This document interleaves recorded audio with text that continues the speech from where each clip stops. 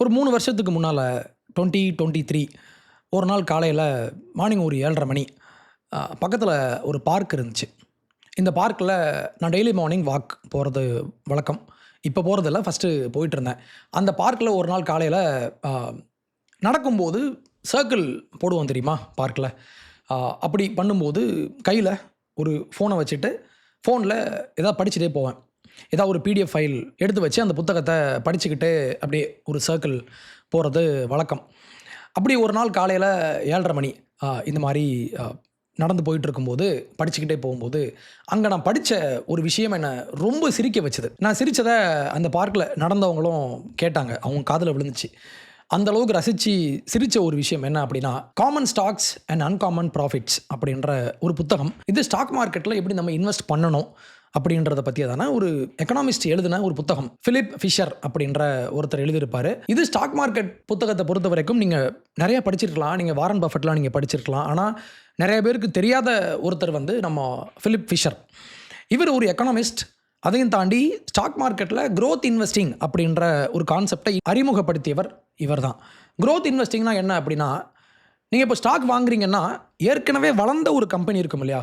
Like இப்போ நம்ம ஊர்ல இன்ஃபோசிஸ் இருக்காங்க, டாக்டர் ரெட்டிஸ் இருக்காங்க. இந்த மாரி ஏற்கனவே எஸ்டாப்ளிஷ் ஆன கம்பெனிய நீங்க அவங்களுடைய ஸ்டாக்க நீங்க வாங்கி, அது கொஞ்ச காலத்தில அப்ரிஷியேட் ஆகி உங்களுக்கு இன்வெஸ்டருக்கு ப்ராஃபிட் கிடைக்கிறது வேற. ஆனா இவர் என்ன சொல்றாரு, நீங்க ஒரு கம்பெனி நீங்க சின்ன கம்பெனியா அவங்க இருப்பாங்க. இன்னைக்கு இவங்க வளர்ந்திருக்க மாட்டாங்க. ஆனா ஒரு காலத்தில இவங்க வளருவாங்க அப்படின்ற ஒரு எல்லா சைன்ஸும், எல்லா அறிகுறியும் அங்க இருக்கும். இப்படிப்பட்ட கம்பெனிஸ நம்ம எப்படி கண்டுபிடிக்கலாம் அப்படின்றது தான் இந்த புத்தகத்தினுடைய மைய தீம். இப்படி ஒரு நல்ல ஸ்டாக்க நீங்க கண்டுபிடிக்கணும்னா, நீங்க இன்னைக்கு டேட்ல இன்னைக்கு மார்க்கெட் ரேட் எப்படி இருக்கு? இன்னைக்கு ஃபுல்லா படுத்துருச்சு. இல்ல நாளைக்கு ஏறும் திருப்பி. இப்படி நீங்க அன்னன்னைக்கு நீங்க ட்ராக் பண்ணக்கூடாது. அடுத்த 3 மாசத்துக்கு ஸ்டாக் மார்க்கெட் ஏறுமா? இறங்காதா? இந்த மாதிரி நீங்க ரொம்ப ஷார்ட் டர்மா நீங்க யோசிச்சீங்கன்னா, உங்களால மார்க்கெட்ட பிரெடிக்ட் பண்ண முடியாது. மாறாக நீங்க என்ன செய்யணும்னா, நீங்க ஒரு சின்ன கம்பெனிய நீங்க சூஸ் பண்ணுங்க. சூஸ் பண்ணி அவங்களுடைய மாடல நீங்க நல்லா ஸ்டடி பண்ணிட்டீங்கன்னா, அங்க நீங்க ஷேர்ஸ் வாங்குனீங்கன்னா, அடுத்த 10 வருஷம் அமைதியா இருக்கணும். இவரு இன்னைக்கு இவங்க பண்ற மாரி, காலையில ஸ்டாக் வாங்கி மார்னிங் 10 மணிக்கு ஸ்டாக் வாங்கி 12 மணிக்கு வித்துட்டு நான் ப்ராஃபிட் பார்க்கணும்னு நினைக்கிறவன் இருக்கான் இன்னைக்கு. அப்படி நினைக்கிறவன் ஸ்டாக் மார்க்கெட்குள்ள வராத அப்படின்றது தான் இவர் சொன்னது. இந்த விஷயத்தெல்லாம் இவர் சொல்லிட்டு, இப்படி ரொம்ப சின்னதாக ஸ்டாக் மார்க்கெட் இன்வெஸ்டிங் அப்படின்றது ரொம்ப பெரிய விஷயம். இது வந்து லைஃப் லாங்கா நீங்க ஒரு ஸ்டாக்க நீங்க மேனேஜ் பண்ணி வைக்கணும். அந்த அளவுக்கான ஸ்டாக்க நீங்க கண்டுபிடிக்கணும். ஆனா நீங்க ரொம்ப ஷார்ட் டர்மா நீங்க யோசிச்சுட்டு இருந்தீங்க அப்படின்னா, இது எதுக்கு நம்ம இத கம்பேர் பண்ணலாம் அப்படின்னு சொல்லி ஒரு எக்ஸாம்பிள் ஒண்ணு சொன்னாரு. அத நான் வாழ்க்கையில நான் மறக்க மாட்டேன். மிடிவல் காலத்தில 1000ங்கள்லேருந்து ஆரம்பிச்சு 1500 இந்த 500 ஆண்டுகள்ல ஐரோப்பால நெறைய பிரச்சனைகள் வந்துச்சு. இவங்க போருக்கு போனாங்க. அங்க பஞ்சம் வந்துச்சு. தொற்று நோய்கள்லாம் பரவுச்சு. மக்கள்லாம் கூட்டம் கூட்டமா இறந்தாங்க. மருந்துகள்லாம் இன்னும் கண்டுபிடிக்கப்படல. இந்த மாரி ஒரு மோசமான காலகட்டத்தில இந்த மக்கள் வாழ்ந்துட்டு இருந்தாலும், இந்த மக்களுடைய ஃபோக்கஸ் எங்க இருந்துச்சு அப்படின்னா, இவங்க ரொம்ப மோசமான மதவாதிகளாக அப்ப இருந்தாங்க. எல்லாத்தையும் இப்ப கிறிஸ்டியானிட்டிக்கு எதிரா ஒருத்தன் பேசிட்டான்னா, நான் இவன கொல்லுவேன். ஜீசஸ் கிரைஸ்ட் பத்தி ஒருத்தன் தப்பா பேசினான்னா, அவன் நாக்க புடிச்சு இழுத்து அறுப்பாங்க. இந்த மாரிலாம் ஒரு மாரி காட்டு மிராண்டி மாரி இவங்கலாம் பண்ணிட்டு இருந்தாங்கல்ல. இவர் சொல்றாரு, இதுல ஒரு முக்கியமான டிபேட். இவங்கலாம் உட்கார்ந்து டிபேட் பண்றாங்க. என்ன விஷயம்? அவ்வளோ என்ன முக்கியமான விஷயம் அப்படின்னா, ஏஞ்சல்ஸ் இருக்காங்க இல்லையா? கடவுள்கிட்ட இருந்து ஏஞ்சல்ஸ் பூமிக்கு வருவாங்க.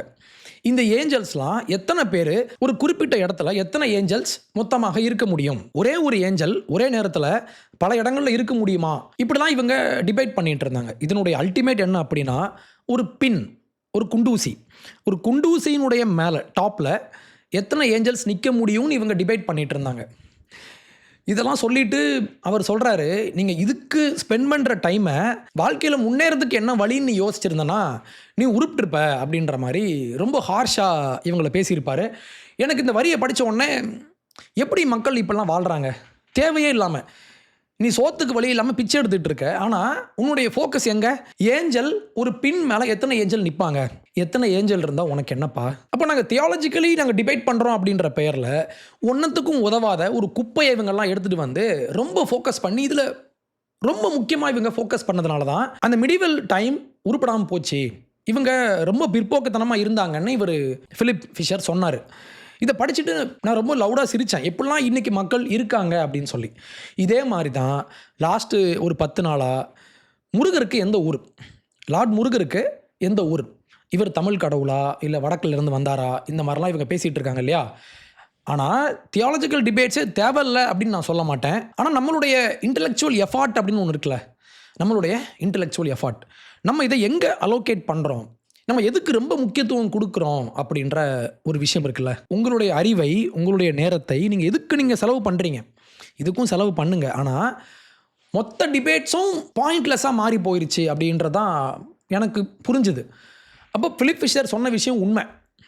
நம்ம வாழ்க்கையில் உருப்படியாக ஏதாவது ஒன்று செஞ்சுருந்தோம்னா நம்ம உருப்பிட்டுருக்கலாம். இந்த டிபேட்டில் மொத்தம் 2 சைட்ஸ் இருக்குது. ஒரு சைடு என்ன சொல்கிறாங்கன்னா, முருகர் முழுக்க முழுக்க தமிழ் கடவுள், எண்ட் ஆஃப் டிஸ்கஷன். இன்னொரு குரூப் இவங்க சொல்கிறாங்க, முருகர் தான் ஸ்கந்தனாகவும் கந்தனாகவும் கார்த்திகேயனாகவும் இருக்கார், இவர் ஒரு பேன் இண்டியன் கடவுள், அவ்வளோதான், எண்ட் ஆஃப் டிஸ்கஷன். அப்போ இந்த பிரச்சனை இன்றைக்கி மட்டும் தான் போயிட்டு இருக்கா அப்படின்னா அப்படி இல்லை. பல வருஷமாக நம்ம பேசிகிட்டு இருக்கோம், ஆனால் இன்றைக்கும் இதுக்கு ஒரு தீர்வு கிடைக்கல.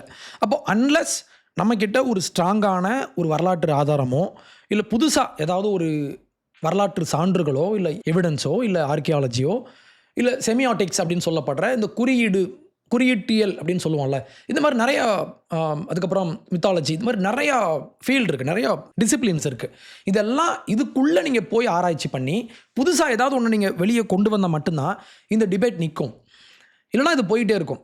இது இப்போது தியாலஜிக்கல் டிபேட் அப்படின்றதையும் தாண்டி இது இப்போ அரசியல் டிபேட்டாக இன்றைக்கி வந்துருச்சு. இந்த அரசியல் டிபேட்ஸ்குள்ளே நம்ம கடவுளை வச்சு நம்ம ப்ளே பண்ணுறோமோ அப்படின்னு எனக்கு தோணுது. இந்த பிரச்சனையை பற்றி யார் சரி யார் தப்பு, அவர் வடக்க பிறந்தாரா இல்லை இங்கே பிறந்தாரான்னு இதை பற்றி நான் பேச விரும்பலை. ஏன்னா இதில் நான் வந்து எக்ஸ்பர்ட்டும் இல்லை, எனக்கு இதை பற்றி எதுவும் தெரியவும் தெரியாது, இதில் நான் அதிகமாக ஸ்டடி பண்ணதும் இல்லை. ஆனால் இந்த பிரச்சனையை பற்றி, இந்த 2 சைட்ஸை பற்றி 2 பக்கங்களுக்கும் வலு சேர்க்கிற மாதிரி, இவங்களுடைய ஆர்குமெண்ட்டை வலு சேர்க்கிற மாதிரி 2 பேர் பேசியிருந்தாங்க, நான் பார்த்தேன்.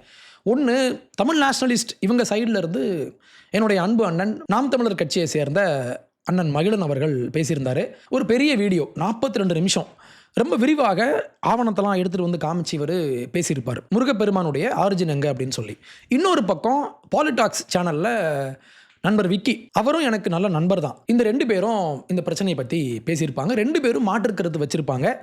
இது இன்னொரு எக்ஸ்ட்ரீம்னா இது இன்னொரு எக்ஸ்ட்ரீம், ரெண்டுமே டிஃப்ரெண்ட்டான ஸ்ட்ரெயிட்டாக ஒன்றுக்கொன்று எதிரான கருத்துக்கள். ஓகே, நீங்கள் இந்த 2யுமே பாருங்கள், உங்களுக்கு எது பிடிச்சிருக்கு இல்லை உங்களுக்கு எது சரின்னு தோணுதுன்னு நீங்கள் ஒரு முடிவுக்கு வாங்க அப்படின்னு நான் சொல்கிறேன். ஸோ இதில் இந்த பிரச்சனைக்குள்ளே நான் போக விரும்பலை. நான் இந்த பிரச்சனையை இன்னொரு ஆங்கிளில் இருந்து அப்ரோச் பண்ண ஆரம்பிக்கிறேன். இது ரொம்ப நுவான்ஸ்டான ஒரு விஷயம். இப்போ நான் பேச போகிற விஷயங்கள் எல்லாம் பல பேரை அஃபெண்ட் பண்ணக்கூடும், நிறைய பேருக்கு எம்மளை கோபம் வரலாம், நிறைய பேருக்கு இது எப்படி சாத்தியம்னு உங்களுக்கு தோணலாம். பட் நான் கொஞ்சம் ஆக்சுவலி கடவுளாக இருக்கலாம் இல்லை மனுஷனாக இருக்கலாம், இங்கே உள்ள புராணங்கள், இதிகாசங்கள், மதமாக இருக்கலாம், எல்லாமே வந்து ரொம்ப காம்ப்ளெக்ஸ் ஆனது. பட் நம்ம இந்த காம்ப்ளெக்சிட்டியை விட்டுடுறோமோன்னு எனக்கு தோணுச்சு இந்த என்டையர் டிபேட்லையுமே. அப்போ இங்கே நான் இதை எப்படி பார்க்க விரும்புகிறேன் அப்படின்னா, முருகர் எங்கே பிறந்தார் அப்படின்றது இங்கே கொஸ்டின் இல்லை. கடவுள் என்கிற ஒருத்தர், இல்லைனா கடவுள்கள் இல்லை மதங்கள் அப்படின்றதெல்லாம் இதுக்குன்னு ஒரு சிங்கிள் ஆரிஜின் பாயிண்ட் இருக்க முடியுமா? இந்த உலகத்தை படைத்த கடவுளுக்கு ஒரு குறிப்பிட்ட இடத்துக்குள்ளே வச்சு நம்ம இவரை அடைக்க முடியுமா? இல்லை இப்படி சாத்தியமா? இல்லை கலாச்சார ரீதியாகவோ மதம் அந்த சார்பாகவோ இல்லை நீங்கள் எந்த ஆங்கிளில் நீங்கள் பார்த்தாலுமே கடவுள் அப்படின்ற இந்த ஒரு கான்செப்டுக்கு ஒரு சிங்கிள் பாயிண்ட் இருக்க முடியுமா அப்படின்ற உலகம் எங்குமே எல்லா மதங்களுக்கும் நான் சேர்த்து நான் சொல்கிறேன். ஸோ இங்கே முருகர் அப்படின்ற அந்த ஒரு பேஸை பயன்படுத்தி நான் கொஞ்சம் எலாபரேட் பண்ண விரும்புகிறேன். இந்த பிரச்சனையை பற்றி நான் பேச வேண்டாம்னு நினச்சேன். ஆனால் நேற்று மதியம், தேர்ஸ்டே மதியம், ஜெயமோகன், எழுத்தாளர் ஜெயமோகன் அவர்கள் இதை பற்றி 30 நிமிஷம் ஒரு ரொம்ப விரிவான ஒரு வீடியோ ஒன்று போட்டிருந்தார். நேற்று மதியத்திலேருந்து ஆரம்பித்து ஒரு 4 டைம்ஸ், நேற்று 3 டைம், இன்றைக்கி மார்னிங் ஒரு டைம், 4 வாட்டி அந்த முழு வீடியோ உட்காந்து நான் பார்த்தேன். ரொம்ப சூப்பராக இருந்துச்சு. அவர் வித்தியாசமாக எல்லாத்தையும் அணுகக்கூடியவர். இவங்க சரி இல்லை இவங்க சரி அப்படின்னு இதெல்லாம் சொல்லாமல் ரொம்ப காம்ப்ளெக்சிட்டி நான் வந்து தேடிட்டு இருந்தேன்.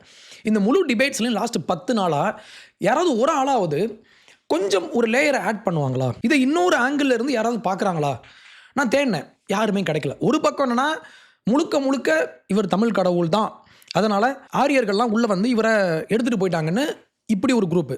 இன்னொரு குரூப் பார்த்திங்கன்னா இல்லை அப்படி கிடையவே கிடையாது, இவர் தமிழ்நாட்டுக்கும் இவருக்கும் சம்மந்தமே இல்லை, இவர் அங்கே பிறந்தார், இவர் பேன் இண்டியன் கடவுள் அப்படின்ற மாதிரி இவங்கெல்லாம் பேசிகிட்டு இருந்தாங்க. ஆனால் கொஞ்சம் நுவான்ஸ் இங்கே வேணும், ஒரு காம்ப்ளெக்சிட்டியை நம்ம புரிஞ்சுக்கணும் அப்படின்ற ஒரு முக்கியமான பாயிண்ட்டை பேசின ஒரே ஆள் ஜெயமோகன் தான். ஜெயமோகன் இந்த வீடியோவை எப்படி ஸ்டார்ட் பண்ணுறாரு அப்படின்னா, இந்த ஆரம்பத்தில் எனக்கு பிரச்சனை உண்டு. அவர் பேசின கருத்தை நான் ஏற்க மாட்டேன். அவர் என்ன சொல்கிறாருன்னா, யூரோப்பை இவர் கம்பேர் பண்ணுறாரு. யூரோப்பில் 18ஆம் நூற்றாண்டுக்கு முன்னால் வரைக்கும் அங்கே நேஷன் ஸ்டேட் அப்படின்ற ஒரு கான்செப்டே இல்லை. வாட் இஸ் நேஷன் ஸ்டேட் அப்படின்னா, ஜெர்மனி, ஆஸ்திரியா, யூகே இந்த மாதிரி இன்றைக்கி நாடுகளாக இவங்கெல்லாம் பிரிஞ்சிருக்காங்க இல்லையா, இந்த மாதிரி கான்செப்ட்லாம் இப்போ இல்லை. அப்போது ரோமன் எம்பையர் இது முடிஞ்சதுக்கப்புறம் ஐரோப்பாவில் ரோம பேரரசினுடைய முக்கியமான ஒரு எச்சமான கிறிஸ்தவம் அங்கே ரொம்ப ஸ்ட்ராங்காக இருந்துச்சு. ஆனால் ரோமன் எம்பையர் அப்படின்ற அந்த ஒரு ஃபார்ம் இருக்கு இல்லையா, அந்த ஓல்டு ஃபார்ம் கொஞ்சம் கொஞ்சமாக உடஞ்சி கடைசியில் இஸ்லாம் வந்த உடனே அது மொத்தமாக உடஞ்சி போயிடுச்சு. அப்போது ஐரோப்பாவில் கிறிஸ்தவம் இருக்குது, ஐரோப்பாவில் மன்னராட்சி முறை இருக்குது, ஐரோப்பியன் கல்ச்சரில் ரோமன் கல்ச்சர் கலந்துருக்கு.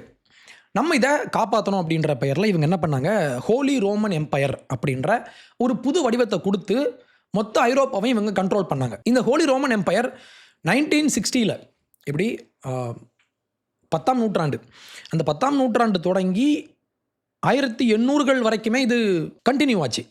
ஆனால் இவங்களுக்குள்ள அட்டானமி இருக்கும், இவங்களுக்குள்ள பிரின்ஸ்லி ஸ்டேட்ஸ்லாம் இருக்கும், இவங்களை ஆட்சி பண்ணிக்கலாம். ஆனால் மெயினான கோர் என்ன அப்படின்னா கேத்தலிக் மதம் தான் இவங்களை ஆட்சி பண்ணிச்சு. போப் இருந்தார், குட்டி குட்டி கிங்ஸ்லாம் இவங்களை ஆட்சி பண்ணிட்டு இருந்தாங்க. அப்போ 18ஆம் நூற்றாண்டுக்கு அப்புறம் இந்த ஹோலி ரோமன் எம்பையரும் கொஞ்சம் உடஞ்சி சிதையும் போது ஐரோப்பாவில் கல்ச்சுரல் பாலிடிக்ஸ் அப்படின்ற ஒரு விஷயம், கலாச்சார அரசியல் தேவைப்பட்டுச்சு. ஜெயமோகன் சொல்கிறாரு, இந்த கல்ச்சுரல் பாலிடிக்ஸை எடுத்துகிட்டு போனவங்கலாம் யாருன்னா மதவாதிகளும் இனவாதிகளும். ஏன்னா மதவாதிக்கு என்ன தேவை அப்படின்னா, மதத்தை பயன்படுத்தி நான் உன் கடவுளை காப்பாற்றுறேன் அப்படின்னு சொல்லி, நான் கிறிஸ்தவத்தை காப்பாற்றுறேன் அப்படின்னு சொல்லி இவங்கெல்லாம் இதை வச்சு மக்களை ஒன்று திரட்டி இவங்கெல்லாம் அதிகாரத்துக்கு வந்தாங்க அப்படின்ற பாயிண்ட் இவர் சொல்கிறார். இது உண்மைதான். கேத்தலிக்ஸ், ப்ரோட்டஸ்டன்ட் இந்த 2 பேருக்குமான சண்டை இருக்கு இல்லையா, நீங்கள் இதெல்லாம் படிச்சிங்கன்னா ரொம்ப கொடூரமாக இருக்கும். இவங்க 2 பேரும் மாற்றி மாற்றி வெட்டிக்கிட்டு செத்துருப்பானுங்க அந்த அந்த ஒரு 500 ஆண்டுகள் தொடர்ச்சியாக. அப்போது இவங்க என்ன பண்ணாங்க, இந்த ஆட்சியாளர்கள்லாம் என்ன பண்ணாங்கன்னா, மதம் கேத்தலிக் ஒரு குரூப்பு, ப்ரோட்டஸ்டன்ஸ் இவங்க ஒரு குரூப், இப்படி 2ஆக பிரித்து விட்டு இவங்களை ஆட்சி பண்ணிட்டு இருந்தாங்க. அடுத்து நேஷன் ஸ்டேட் அப்படின்ற ஒரு கான்செப்ட் இது வரும்போது ஐரோப்பாவில் மொழி வழி தேசியமெல்லாம் அமைஞ்சாங்க. மொழி அடிப்படையில் நாடுகள்லாம் பிரிக்கப்பட்டுச்சு. ஃப்ரான்ஸுக்கு ஃப்ரெஞ்சு, ஜெர்மனிக்கு ஜெர்மன், இந்த மாதிரி நிறைய நாடுகள் எல்லாமே. அப்போ இவங்க என்ன பண்ணாங்கன்னா, ஓகே இப்போ மதத்தை வச்சு அரசியல் பண்ண வேண்டாம், நம்ம மொழியை வச்சு அரசியல் பண்ணலான்னு இவங்கெல்லாம் கிளம்புனாங்க. அடுத்து இதனுடைய 3வது கட்டமாக ஜெர்மனியில் ஹிட்லர் இவர் இன அரசியலை கொண்டு வந்தார். மதம், மொழி, இனம் இந்த 3 விஷயங்களால் நம்ம மக்களை ஒன்று திரட்ட முடியும்னு இவங்களாம் நம்பினாங்க. இப்படி நம்பி இவங்க செஞ்சதுனால இன அரசியல் ஒரு இன வெறியாக மாறி ஹிட்லர் அத்தனை மக்களை கொன்னாரு. அதனால இன அரசியலும் மத அரசியலும் இது சர்வாதிகாரத்துக்கு தான் கொண்டு போய் விடும்னு ஜெயமோகன் சொல்றாரு. நான் இந்த கருத்தை ஏற்றுக்கவே மாட்டேன். பண்பாட்டு வெறியை தூண்டும் அடிப்படைவாத அரசியல் வழியாக சர்வாதிகாரிகள் தான் உருவாகி வர முடியும் என்று அரசியல் நிரூபித்தது. ஹிட்லர், முசோலினி என்று வெவ்வேறு சர்வாதிகாரிகள் உருவாகி வந்து ஐரோப்பாவின் பண்பாட்டையும் பொருளாதாரத்தையும் சூறையாடினார்கள், அழித்தார்கள். அந்த பேரழிவுக்கு பிறகு ஐரோப்பா விழித்துக் கொண்டது. அது பண்பாட்டு அரசியலுக்கு எதிரான மனநிலை அடைந்தது.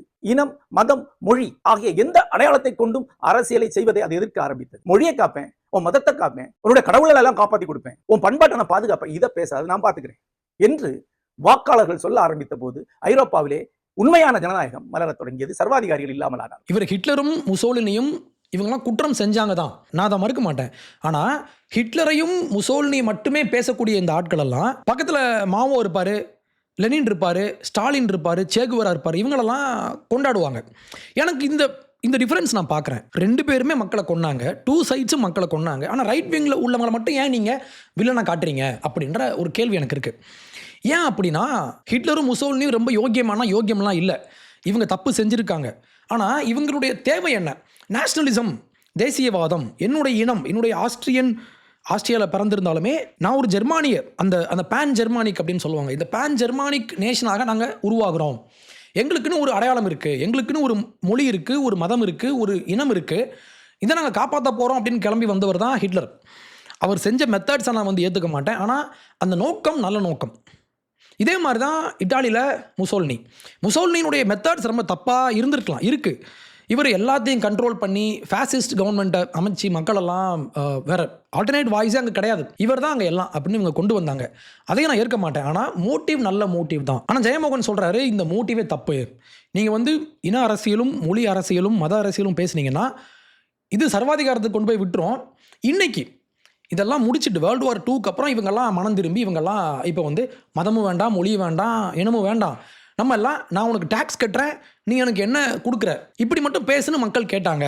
அதனால இன்னைக்கு ஐரோப்பா ரொம்ப டெமோக்ராட்டிக்காக இருக்குன்னு இவர் சொல்கிறாரு. ஆனால் என்ன பிரச்சனை அப்படின்னா, இன்னைக்கு ஓகே வேர்ல்டு வார் 2 முடிஞ்சதுக்கப்புறம் இவங்க என்ன பண்ணாங்க, சட்டம் போட்டு நம்ம வந்து இனிமேல் ஐரோப்பிய கலாச்சாரம் இல்லை ஐரோப்பிய மதம் அப்படின்ற மாதிரி நம்ம ஒற்றை கலாச்சாரத்துக்குள்ளே நம்ம அடைக்கிறதுனால தான் இங்கே இவ்வளோ பிரச்சனை வருது, நம்மளே அடிச்சுக்கிட்டு சாகுறோம். அப்போ என்ன பண்ணலாம் அப்படின்னா, எல்லாத்தையும் உள்ள விடு, மல்டி கல்ச்சுரலிசம் அப்படின்ற ஒரு கான்செப்டை இவங்க கொண்டு வந்தாங்க. வாட் இஸ் மல்டி கல்ச்சுரலிசம் அப்படின்னா, எல்லா கலாச்சாரங்களையும் நம்ம உள்ள விடலாம். எவன் இந்த ஆப்பிரிக்காவிலேருந்து வந்தவன், இஸ்லாமிய நாடுகள், மிடில் ஈஸ்ட்லேருந்து எல்லாம் வாங்க உள்ளே வாங்க, இவங்க இப்படி ஸ்டார்ட் பண்ணதுனால இன்றைக்கி ஐரோப்பா இன்றைக்கி எப்படி இருக்குது நீங்களே பாருங்கள். ஐரோப்பாவில் இன்றைக்கி ரேசிஸ்ட் அப்படின்னு எல்லாத்தையும் சொல்கிறான். இவன் உள்ளே வந்துடுறான். இவன் யூகேக்குள்ளே வந்துட்டு யூகேயில் முகமது நபியினுடைய படத்தை காமிச்சா இவனுக்கு இங்கே பற்றிக்குச்சு. உனக்கு அவ்வளோ பற்றிக்குச்சுன்னா ஓ நாட்டுக்கு போடா அப்படின்னு நம்ம கேட்கலாம்ல. ஆனால் இன்றைக்கி இப்படி கேட்டோம்னா இவனை ரேசிஸ்ட்டுன்னு இவன் சொல்கிறான். எப்படி வெளியே இருந்து யூரோப்புக்கு வந்துடுறான், வெளியே இருந்து வந்துடுறான், மிடில் ஈஸ்ட்லேருந்து கிளம்பி இங்கே வந்துடுறான். இங்கே வந்துட்டு இவன் ஆக்சுவலி மேற்கத்திய நாடுகளில் வந்து லிபர்ட்டி, தனி மனிதனுக்கான இண்டிபெண்டன்ஸ் இதெல்லாம் அங்கே உண்டு, ஃப்ரீ ஸ்பீச்லாம் உண்டு. இது ஐரோப்பிய கலாச்சாரம். இவன் இங்கேருந்து கிளம்பி இங்கே போயிட்டு இவனுடைய கல்ச்சரை இங்கே கொண்டு வந்து திணிக்கிறான். இல்லைங்க, அது எப்படி நீ பண்ணலாம்? இவனை பொறுத்த வரைக்கும் அது ஜீசஸாக இருக்கலாம், இல்லை போப்பாக இருக்கலாம், நீ இருந்துட்டு போ. ஆனால் உன்னை விமர்சிக்கவும் உன்னுடைய கருத்துக்கு மாற்று கருத்து வைக்கவும் எனக்கு உரிமை உண்டு அப்படின்னு ஒரு கல்ச்சரை இவங்க உருவாக்கி வச்சுருக்காங்க மேற்கத்திய நாடுகளில். இவன் இங்கேருந்து போயிட்டல, உன்னுடைய பள்ளிக்கூடத்தில் நீ எங்களுடைய ப்ராஃபட்டான முகமதுவை நீ எப்படி கார்ட்டூனில் காட்டலான்னு இவன் குண்டு வைக்கிறான். குண்டு வச்சுட்டு ஏன்டா குண்டு வைக்கிறான்னு கேட்டால் இவனை ரேசிஸ்ட்ன்றான். அப்போ என்ன ஆகும்னா, ஒரு கல்ச்சர், ஒரு நாடு, ஒரு இனம் அவங்களுடைய மொழியவும் அவங்களுடைய மதத்தையும் அவங்களுடைய கலாச்சாரத்தையும் அவங்களுடைய பண்பாட்டையும் அவங்களுடைய இனத்தையும் இவங்க விட்டு கொடுத்தாங்கன்னா என்ன ஆகும்னா, நம்ம ரொம்ப வீக் ஆகிடுவோம். வெளியே இருந்து வர்றான் தெரியுமா, இவன் இப்போ ரொம்ப ஸ்ட்ராங் ஆகி நம்பர்லையும் சரி, பவர்லையும் சரி, கொழுப்புலையும் சரி இவன் ஸ்ட்ராங் ஆகிட்டு இவனை ரேசிஸ்ட்ன்றான். அப்போது ஜெயமோகன் சொல்கிற மாதிரி மதமும் வேண்டாம், இனமும் வேண்டாம், கல்ச்சரும் வேண்டாம் அப்படின்னா அந்த இனம் அழிஞ்சு போயிடும். அப்போ இந்த மல்டி கல்ச்சுரலிசம் அப்படின்ற இந்த கான்செப்ட் வந்து ஒரு மோசமான ஒரு லெஃப்டிஸ்ட் குப்பை. இந்த குப்பையை இன்னைக்கு ஐரோப்பா இன்னைக்கு ஏற்றுக்கொண்டதுனால தான் ஐரோப்பா இன்னைக்கு ஷிட்டு மாதிரி இருக்குது. அதனால தான் நான் சொல்கிறேன், நம்ம ஊரில் என்னுடைய மதம் எனக்கு முக்கியம், நம்மளுடைய இனம் நமக்கு முக்கியம். ஓகே, அப்போது பிஜேபி பேசுகிற மத அரசியலும் நாம் தமிழர் பேசுகிற தமிழ் இனம் அப்படின்ற 2 அரசியலுமே நம்ம தப்புன்னு நம்ம சொல்ல முடியாது அப்படின்றது என்னுடைய பார்வை. ஏன் நான் சொல்கிறேன்னா, இது 2 அழிஞ்சு போயிடுச்சுன்னா இனமே அழிஞ்சு போயிடும். ஓகேவா? இன்றைக்கி ஐரோப்பா பற்றி நீங்கள் கொஞ்சமாவது படிச்சிங்கன்னா உங்களுக்கு தெரியும், ஐரோப்பியன் பாலிடிக்ஸ் இன்றைக்கி ஏன் இப்படி இவ்வளோ மோசமாக கேவலமாக மாறி போயிடுச்சுன்னா, நீங்கள் இன்றைக்கி யூரோப்பில் போயிட்டு நீ ஒரு ரேசிஸ்ட் அப்படின்னு சொன்னீங்கன்னா இவனுக்கு கெட்ட வார்த்தை மாதிரி இவன் ஃபீல் பண்ணுறான்.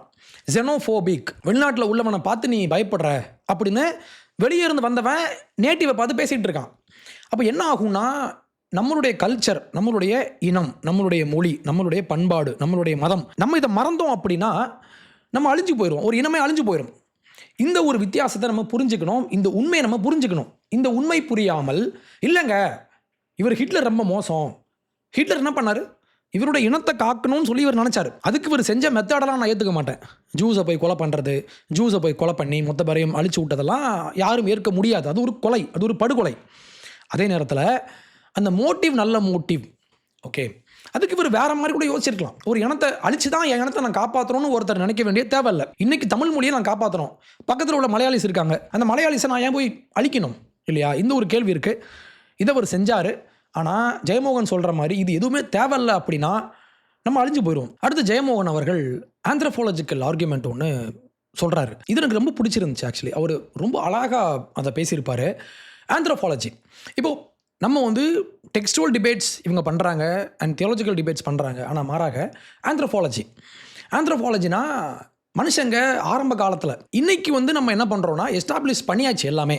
ஒரு மதம், இந்து மதம், இல்லை சைவ மதம், கிறிஸ்தவம், இஸ்லாம், இந்த மாதிரி நம்ம பார்க்குறோம்ல, இன்றைக்கி இருக்கிற மதங்கள் எல்லாமே ஒரு முழுமையடைந்த ஒரு ஃபுல்லி டெவலப்ட் மதங்கள். ஆனால் ஆதி காலத்தில் மனுஷன் காட்டில் வாழும்போது இன்றைக்கி நம்ம ஒரு செட்டில் ஆகி ஒரு சிவிலைசேஷனல் க்ரோத் இன்றைக்கி இருந்திருக்கு. நம்ம இங்கே வந்து நிற்கிறோம்ல, ஆனால் அன்னைக்கு நம்ம எங்கே இருந்தோம் அப்படின்ற ஒரு முக்கியமான கேள்வி இருக்குது. அன்னைக்கு நம்ம இப்படி வளர்ச்சி அடையாமல் அன்டெவலப்டாக ஒரு சின்ன ஃபீட்டஸ் மாதிரி நம்ம இருந்தப்போ நம்ம என்ன பண்ணிகிட்டு இருந்தோம் அப்படின்ற அந்த ஒரு பார்வை இருக்கா?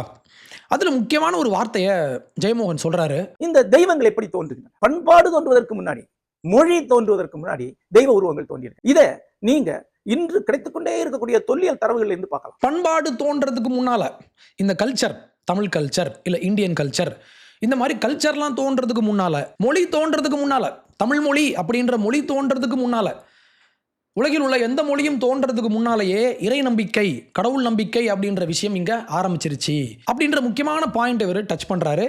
இதை நீங்க புரிஞ்சுக்கிட்டீங்கன்னா ஆந்த்ரோபாலஜி உங்களுக்கு புரிஞ்சிடும். இந்த சயின்ஸ் ஆஃப் மதங்கள் தோன்றியதற்கான சயின்ஸ். இதை நீங்க புரிஞ்சுக்கிட்டீங்கன்னா இந்த குழப்பம்லாம் வராது. அப்போ நம்ம என்ன செய்யணும் அப்படின்னா, நம்ம 40,000 ஆண்டுகளுக்கு நம்ம பின்னால் போகணும். 40,000 இயர்ஸ் அகோ ஜெர்மனி, இன்றைய ஜெர்மனி, இன்னைக்கு ஜெர்மனி, ஓகே, இன்றைய ஜெர்மனியான அந்த பகுதியில் 40,000 இயர்ஸ்க்கு முன்னால் இந்த லயன் மேன் அப்படின்னு சொல்லப்படுற ஒரு உருவத்தை இவங்க கண்டுபிடிச்சாங்க. சிங்கத்தினுடைய தலையும் மனுஷனுடைய உடம்பையும் கொண்ட ஒரு சிலையை ஒரு 30 சென்டிமீட்டர் உயரத்தில், ஒரு அடி உயரத்தில் அந்த காலத்தில் வாழ்ந்த மக்களெல்லாம் செஞ்சு வச்சுருந்துருக்காங்க. இந்த விஷயத்தை பற்றி இவர் மென்ஷன் பண்ணல, பட் நான் பேசியிருப்பேன் என்னுடைய சேனலில் ஒரு 2 இயர்ஸ் பேக். நீல் மேக்ரெகர் அப்படின்ற பிரிட்டிஷ் மியூசியமில் ஒர்க் பண்ண ஒரு டைரக்டர், இவர் அங்கே டைரக்டராக ஒர்க் பண்ணார்.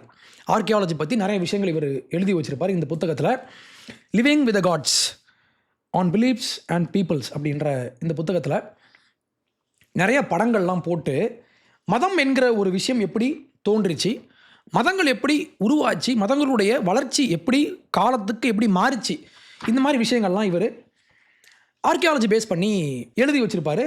இது நீங்கள் படிச்சிங்கன்னா இந்த புத்தகத்தினுடைய ஆரம்பத்தில் முதல் சில பக்கங்கள்லேயே இவர் லயன் மேன் அப்படின்னு சொல்லப்படுற இந்த உருவத்தை பற்றி இவர் பேசியிருப்பார். இது 1939 ஜெர்மனியில் உள்ள ஒரு கேவில் இவங்க கண்டுபிடிச்சாங்க. நான் உங்களுக்கு ஜூம் பண்ணி இன்னொரு இமேஜ் காட்டவா? இங்கே பாருங்கள், இது சிங்கம், சிங்கத்தினுடைய தலை. சிங்கமே அந்த காலத்தில் இருந்த ஒரு சிங்கம், பேந்தாரஸ் பெலாயா அப்படின்ற கேவில் வாழக்கூடிய, குகையில் வாழக்கூடிய ஒரு வகையான சிங்கம். இன்றைக்கி உள்ள மாடர்னாக எவால்வ் ஆன சிங்கம்லாம் இல்லை. அந்த காலத்தில் 40,000 இயர்ஸ்க்கு முன்னால் வாழ்ந்த ஒரு சிங்க உருவத்தினுடைய தலையை இங்கே வச்சு, உடம்புல பார்த்தீங்கன்னா மனுஷனுடைய கால் மாதிரி, இது வந்து மேமூத்துன்னு நம்ம நீங்கள் பார்த்துருப்பீங்கல்ல, ஐசேஜ் படத்துலலாம் பார்த்துருப்பீங்க, அந்த மேமூத்தினுடைய தந்தத்தில் இவங்க இதை செஞ்சுருப்பாங்க. அப்போ அந்த காலத்தில் சிங்கத்தையும் மனுஷனையும் கொண்ட மாதிரி, சிங்கத்தலையும் மனுஷனுடைய உடம்பையும் கொண்ட எந்த ஒரு கிரியேச்சரும் அப்போ வாழலை. ஆனால் அப்பயே மனுஷன் எப்படி யோசிச்சிருக்கான் அப்படின்னா, இந்த ரெண்டையும் கம்பைன் பண்ணி ஒரு சூப்பர் நேச்சுரலான ஒரு கிரியேச்சரை மனுஷன் உருவாக்கியிருக்கான். அந்த காலத்தில் வாழ்ந்த அந்த மனிதர்களுக்கு மித்தாலஜி, மதம் சார்ந்த ஒரு பார்வை இருந்திருக்கு. மித்தாலஜி அண்ட் ரிச்சுவல், இந்த இயற்கை நம்ம பார்க்குறது மட்டுமே உண்மை இல்லை, இதுக்கு மேலே இன்னொரு உலகம் இருக்குது, இன்னொரு ஆன்மீக உலகம் இருக்குது, இன்னொரு ஸ்பிரிச்சுவல் வேர்ல்டு இருக்குது அப்படின்ற விஷயத்தை மனுஷன் அன்னைக்கே உணர்ந்து, இன்னைக்கு நம்ம பார்க்குற மாதிரியான ஆர்கனைஸ்ட் மதங்கள்லாம் இல்லாத காலத்திலேயே மனுஷன் வேற மாதிரி யோசிச்சிருக்கான். இயற்கைக்கு அப்பாற்பட்ட ஒரு சக்தியை மனுஷன் யோசிச்சிருக்கான். அவனுடைய கடவுள் சார்ந்த, இவனுடைய இயற்கைக்கு அப்பாற்பட்ட ஏதோ ஒரு பவர் இருக்குது அப்படின்ற இந்த பார்வையை மனுஷன் இவனுடைய இமேஜினேட்டிவ் பவர் மூலமாக இவன் ஆர்ட்டாக உருவாக்கியிருக்கான். ஜெயமோகன் அவர்களும் அதை தான் சொல்கிறாரு. அன்றிருந்த மனிதன் யார் நமக்கு தெரியாது, அவன் என்ன மொழி பேச நமக்கு தெரியாது, ஆனால் அவன் இங்கே சில விஷயங்களை உருவாக்கி இருக்கு. அப்போ 40,000 ஆண்டுகளுக்கு முன்னால் ஜெர்மனி அப்படின்ற ஒரு நாடும் இல்லை, ஜெர்மன் அப்படின்ற ஒரு மொழியும் இல்லை. இன்னைக்கு நம்ம பார்க்குற மாதிரியான அந்த ஜெர்மனுக்கான பார்டர்ஸ்லாம் அப்போ இல்லை. அப்போ ஜெர்மனின்ற ஒரு பேரே இல்லை. ஆனால் இன்னைக்கு நம்ம வந்து பாருங்க, இது வந்து ஜெர்மனுடைய சொத்துன்னு நம்ம சொன்னோன்னா எப்படி இருக்கும்? இந்த லயன் மேன் அப்படின்ற இந்த பொம்மையை செஞ்சவங்கெல்லாம் ஜெர்மன்ஸ் தான் ஒருத்தர் கிளைம் பண்ணால் எவ்வளோ அபத்தமாக இருக்கும், யோசிச்சு பாருங்களேன். அப்போ நம்ம என்ன பண்ணுறோம் அப்படின்னா, நம்ம பண்ணுற பெரிய தப்பு என்ன தெரியுமா? நம்மளுடைய இன்றைய அடையாளங்கள், முழுசாக வளர்ந்த இந்த அடையாளங்களை வச்சுக்கிட்டு நம்ம இதை பேக்வேர்டாக ப்ரொஜெக்ட் பண்ணுறோம்.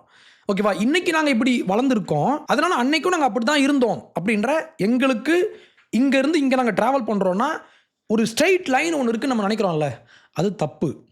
ஃபார் எக்ஸாம்பிள், இந்த சிகை கொற்றன் இஷ்யூ வந்துச்சு தெரியுமா? ஒரு 4 மாதத்துக்கு முன்னால் நான் கூட ஒரு வீடியோ போட்டிருப்பேன். அந்த இஷ்யூ வந்தப்போ இங்கே உள்ளவங்கெல்லாம் சிகை கொற்றன் அப்படின்ற ஒரு பேர் அங்கே இருக்குது, ஈஜிப்தில் உள்ள அந்த ஏரியாஸில். இதை வந்து வச்சு இவங்க என்ன சொல்கிறாங்க, சிகை கொற்றன் அப்படின்றவர் இவர் தமிழ்நாட்டிலேருந்து கிளம்பி இவர் எகிப்துக்கு போனார். ஏன் போனார்னா, இவர் ஒரு சிவில் இன்ஜினியர். இவங்க சொல்கிறாங்க உண்மையாகவே சிவில் இன்ஜினியர். இந்த சிவில் இன்ஜினியருக்கு அங்கேருந்து அழைப்பு வந்துச்சு. எங்கேருந்து? ஈஜிப்ட்லேருந்து. ஈஜிப்ட்லேருந்து இவருக்கு கால் பண்ணி கூப்பிட்டு, ஐயா வாங்க, இங்கே பிரமிடெல்லாம் ஒரு மாதிரி அழுக்காக இருக்குது, நீங்கள் வந்து பேட்ச் ஒர்க் பண்ண வாங்கன்னு சொல்லி இவரை கூப்பிட்டாங்கன்னு இங்கே உள்ளவங்க பேசிகிட்டு இருக்காங்க. எனக்கு இது புரியவே இல்லை. ஐயா, எகிப்தில் ஆளே இல்லையா? ஒரு சின்ன ஒரு ஸ்கிரிப்ளிங், ஒரு பேர் அங்கே பொறிக்கப்பட்டிருக்கு. உடனே அது யாராவனா இருக்கலாம், ஒரு மெர்ச்சண்டாக இருக்கலாம், இல்லை யாராவனா இருக்கலாம்ல. நமக்கு வேறு எந்த ஒரு எவிடன்ஸுமே இல்லை அப்பார்ட் ஃப்ரம் தட் நேம். அந்த பெயரை தாண்டி நம்மக்கிட்ட வேறு எதுவுமே இல்லை. ஆனால் இவங்க எங்கே போயிட்டாங்கன்னா, இவரை பேட்ச் ஒர்க் பண்ணுறதுக்கு, இவர் சிவில் இன்ஜினியராக ஒருத்தர் சொல்கிறாரு. இந்த சிவில் இன்ஜினியரை இவங்க கூப்பிட்டு போயிட்டு இங்கே போய் பேட்ச் ஒர்க் பண்ணாங்கன்னு இவங்க சொல்கிறாங்க. இதே மாதிரி கேரளாவில் முனியாரா டால்மென்ஸ் அப்படின்ற ஒரு ஒரு அந்த காலத்தில் மக்களை அடக்கம் செய்கிறதுக்காக வச்சுருந்த ஒரு அமைப்பு ஒன்று உண்டு. ஒரு 2 years பேக் நானும் நம்ம சேனலில் ஒரு வீடியோ ஒன்று போட்டிருப்பேன். நான் அதை போய் நேரில் பார்த்துட்டு வந்து நான் வீடியோ போட்டிருப்பேன். கேரளாவில் உள்ள மூணார் பக்கத்தில் மறையூர் அப்படின்ற ஒரு ஏரியாவில் பல்லாயிரம் ஆண்டுகளுக்கு முற்பட்ட ஒரு கல்லால் செய்யப்பட்ட ஒரு அமைப்பு ஒன்று உண்டு. இப்படி ஒரு கல் மேலே ஒரு கல், இப்படி உள்ள ஒரு குகை மாதிரி செஞ்சு குகைக்குள்ளே அடக்கம் செஞ்சுட்டு டாப்பில் கல்லை போட்டு மூடி வச்சுருப்பாங்க. இதே மாதிரி ஒரு அமைப்பு ஒரு மலைப்பகுதி மாதிரி இருக்குது. இந்த மலைப்பகுதியில் நிறைய இடத்துல இதே மாதிரி நான் பார்த்தேன்.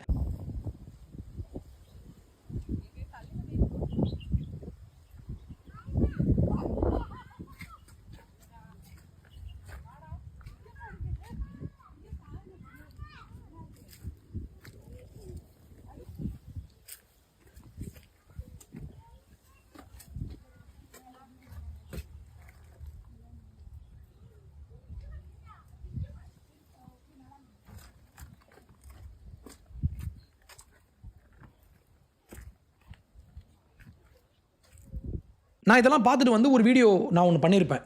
நீங்களும் போய் பாருங்கள். அத்தனை 1000 ஆண்டுகளுக்கு முன்னால் இந்த மாதிரி ஒரு அமைப்பை செஞ்சது யார்? மலையாளிஸா? இன்னைக்கு இது கேரளா பார்டருக்குள்ளே இருக்குது. இல்லைங்க, இது மலையாளி செஞ்சதுன்னு நான் சொன்னேன்னா இவ்வளோ அபத்தமாக இருக்கும். ஏன்னா மனுஷங்க ஒவ்வொரு காலத்துலேயும் மூமெண்ட்லேயே இருந்திருக்காங்க. அன்னைக்கு வாழ்ந்த அந்த மக்கள் ஒருவேளை இவங்க மற்ற இனத்து கூட சேர்ந்து இவங்க கரைஞ்சி போயிருக்கலாம், இல்லை இவங்க வேறு ஊருக்கு இவங்க மைக்ரேட் ஆகி போயிருக்கலாம், இல்லைனா எக்ஸிஸ்டிங் குரூப் கூட இவங்க கலந்து மேரேஜ் பண்ணி மிக்ஸ் ஆகி இவங்க அப்படியே மிக்ஸ் ஆகிருக்கலாம்ல. இந்த மாதிரி நிறைய சாத்தியக்கூறுகள்லாம் உண்டு. நான் எதையுமே எடுத்துக்க மாட்டேன். நான் ஒற்றை பார்வையாக பார்ப்பேன் அப்படின்னா அது அபத்தமாக இருக்குது. அதே மாதிரி யூகேல உள்ள ஸ்டோன்ஹெஞ்ச் அப்படின்ற ஒரு பெரிய ஸ்ட்ரக்சர் நீங்கள் பார்த்துருப்பீங்க. 5000 years பழமை வாய்ந்த ஒரு முக்கியமான ஒரு மானுமெண்ட் அது. அந்த மாதிரிலாம் எப்படி செஞ்சாங்கன்னு இன்றைக்கு வரைக்கும் நான் யோசிச்சுட்டு இருக்கேன். இன்றைக்கி இது யூகேல இருக்குது. அதனாலேயே இன்றைக்கி உள்ள ஆங்கிலோ சாக்சன் பிரிட்டன் தான் இதை செஞ்சாங்கன்னு நான் சொன்னேன்னா அது கரெக்டாக இருக்குமா? இல்லைல்ல. அப்போது நம்ம என்ன பண்ணுறோன்னா, நம்மளுடைய இன்றைய ப்ரொஜெக்ஷனை, மதம் என்பதும் கலாச்சாரம் என்பதும் மக்கள் கூட்டம் என்பதும் இட்ஸ் கான்ஸ்டன்ட்லி மூவிங்.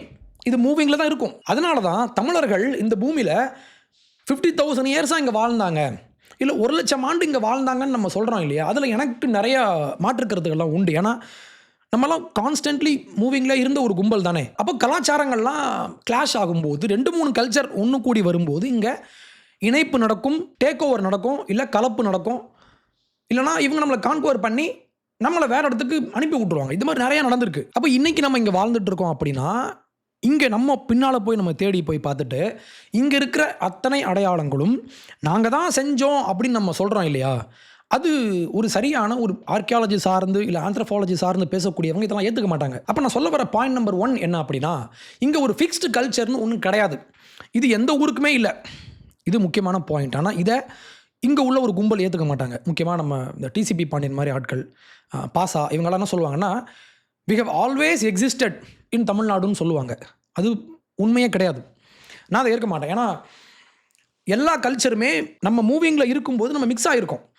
ஓகேவா? நம்மளாம் பியூர் தமிழ் ப்ரீட் அப்படிலாம் ஒன்று கிடையாது. ஃபர்ஸ்ட் ஆஃப் ஆல் தமிழர்களுக்குன்னு ஒரு குறிப்பிட்ட காலத்துக்கு அப்புறம் இப்போ நம்மளாம் ஒரு 10,000 years எடுத்துக்கலாமா? அதனால் தமிழ் அடையாளமே இல்லைன்னு நான் சொல்ல மாட்டேன். அப்படி கிடையாது. ஆனால் லெட்ஸ் டேக் லாஸ்ட் 10,000 years. இந்த 10,000 yearsல தமிழ் மொழியை நம்ம உருவாக்கி, நம்ம காப்பாற்றி, நம்ம வளர்த்து, அதுக்கு நம்ம எழுத்து உருவம் கொடுத்து, அதுக்கு நம்ம இலக்கியங்கள் படைத்து, நம்ம பாறையில் நம்ம எழுதி, பாறை ஓவியங்களை நம்ம செதுக்கி, நம்ம இவ்வளோ செஞ்சுருக்கோம்ல. நம்ம மொழி அப்படின்ற விஷயத்த ஒரு இனக்குழு செட்டில் ஆனதுக்கப்புறம் let's take 10,000 years as an example. ஒரு இதுவாக நம்ம எடுத்துக்கலாம். ஒரு குத்து மதிப்பாக நான் சொல்கிறேன் அப்படின்னா, இந்த 10,000 ஆண்டுகளுக்குள்ளாக ஒரு இனக்குழு தனக்கென தனி அடையாளங்களை வளர்த்து கொண்டிருந்தால் அதை நம்ம மதிக்கணும். ஓகே, அப்படித்தான் தமிழ் மொழி எனக்கு ஏன் முக்கியம்னா, என்னுடைய முன்னோர்கள் இந்த லாஸ்ட் 10,000 years இங்கே உள்ள மத அடையாளங்களையும், இங்கு உள்ள மொழி அடையாளங்களையும், இங்கு உள்ள இன அடையாளங்களையும் இவங்க வளர்த்து கொண்டு வந்திருக்காங்க. அப்போ இந்த சுருங்கிய காலத்துக்குள்ள எனக்குன்னு தனி அடையாளத்தை நான் வளர்த்து வச்சிருக்கேன்ல, இதை நான் காப்பாற்றணுமானா காப்பாற்றணும். ஆனால் இல்லைங்க, நாங்களாம் 1,00,000 வருஷம் நாங்கள் வாழ்ந்துட்டு இருந்தோம், நாங்கள் இங்கே தான் நாங்கள் குடியிருந்தோம் அப்படின்னு சொன்னீங்கன்னா இது போய். இன்னைக்கு நான் டெவலப் ஆகியிருக்கேன், இன்னைக்கு நான் வளர்ந்துருக்கேன், இன்னைக்கு என் மொழியை நான் வளர்த்துருக்கேன். அதனால இது என்னுடைய அடையாளம் சொன்னீங்கன்னா அது உண்மை. அப்போ இந்த ரெண்டுக்குமே ஒரு தின் லைன் இருக்கு இல்லையா? அப்போது வாட் ஹேப்பன் பிஃபோர் தேட், அந்த 10,000 ஆண்டுகளுக்கு முன்னால் என்னாச்சு அது நமக்கு தெரியாது. ஆனால் இவங்க என்ன சொல்கிறாங்க, நாங்கள் எகிப்துக்கு போயிட்டு பேட்ச் ஒர்க் பண்ணேன்னு சொல்கிறான் தெரியுமா? இவன் தான் சுப்ரீமேசி பேசக்கூடிய ஆள். இந்த மாதிரி ஆட்கள் கிட்ட போயிட்டு நம்மளாம் சிரிச்சுட்டு போயிடணும், அவ்வளோதான். அந்த 10,000 ஆண்டுகளுக்கு முன்னால் நான் கலந்துருப்பேன், என் கூட இன்னொருத்தங்க வந்து சேர்ந்துருப்பாங்க, அவங்க கூட நான் போய் சேர்ந்துருப்பேன், என்னுடைய அடையாளங்களை இவங்க கேரி பண்ணி எடுத்துகிட்டு போயிருப்பாங்க, இல்லை அவங்களுடைய அடையாளத்தை நான் பாரோ பண்ணியிருப்பேன். இதெல்லாம் சேர்ந்த ஒரு மிக்சர் தான் நம்ம. அப்போ முருகப்பெருமானுடைய வரலாற்றை பொறுத்தவரை நம்ம இப்படி புரிஞ்சுக்கலாம். முருகர் தமிழே இல்லை அப்படின்னு ஒரு எக்ஸ்ட்ரீமில் சொல்கிறாங்க, முருகர் தமிழுக்கு மட்டும்தான் சொந்தம் அப்படின்னு இன்னொரு எக்ஸ்ட்ரீமில் சொல்கிறாங்களா?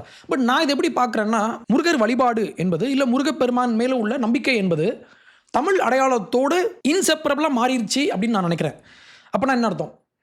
நமக்குன்னு முருகப்பெருமானுடைய வழிபாடு ஏதோ ஒரு காலத்தில் இங்கே ஸ்டார்ட் ஆரம்பிச்சிருக்கலாம். தமிழ் மக்கள் இதை அதிகமாக கொண்டாடுனதுனால, அதிகமாக இதை வணங்குனதுனால இந்த வழிபாட்டு முறை இங்கே தமிழ் அடையாளத்தோடு இது ஒன்றி போய் தமிழையும் முருகனையும் பிரிக்க முடியாது அப்படின்ற இடத்துக்கு நம்ம வந்துட்டோம். இது கிராஜுவலாக நடந்த ஒரு ப்ராசஸ்.